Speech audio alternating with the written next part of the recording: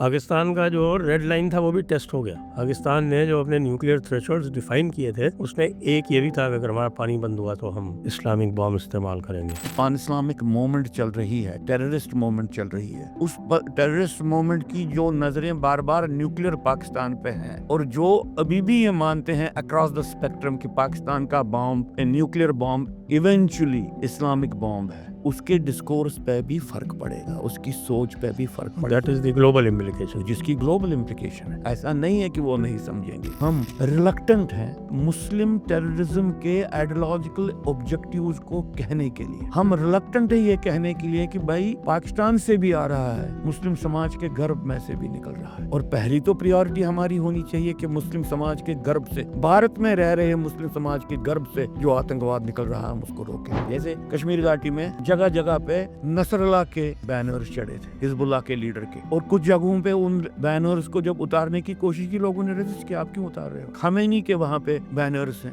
جہاں پہ بھی ان کو اتارنے کی کوشش کی وہ بند ہو گیا, اس کو بند کر دیا گیا. اور ان کے اتارنے کو صرف شیعہ مسلمانوں نے آبجیکٹ نہیں کیا, سنی مسلمانوں نے بھی آبجیکٹ کیا. نئے نارمل میں ایک اور بڑا کام ہوا ہے, trade and terror, diplomacy and terror, water and terror cannot be together. یہ جو انڈس واٹر ٹریٹی کا جو سسپینشن ہے, میں کم سے کم اس کو جو ہے ایک لانگ ٹرم ریمیڈی کے روپ میں دیکھتا ہوں, اگر اس کے اوپر اسٹک کر گئے تو. دیکھیے, اگر آپریشن سندور کے سارے اسٹیٹمنٹ آپ کو کچھ دیر کے بعد لگیں گے کہ بھائی یہ تو صرف پولیٹیکل کنزمپشن کے لیے, تو بے دکھ کی بات ہے. اسی طرح سے اگر آپ کو کچھ دیر کے بعد لگے گا کہ بھائی یہ جو انڈس واٹر ٹریٹی ہے, یہ ٹریٹیز کو ابائنس میں رکھنا ایک بہت بڑی پاسبلٹی بن گئی ہے ایک نئی ماحول.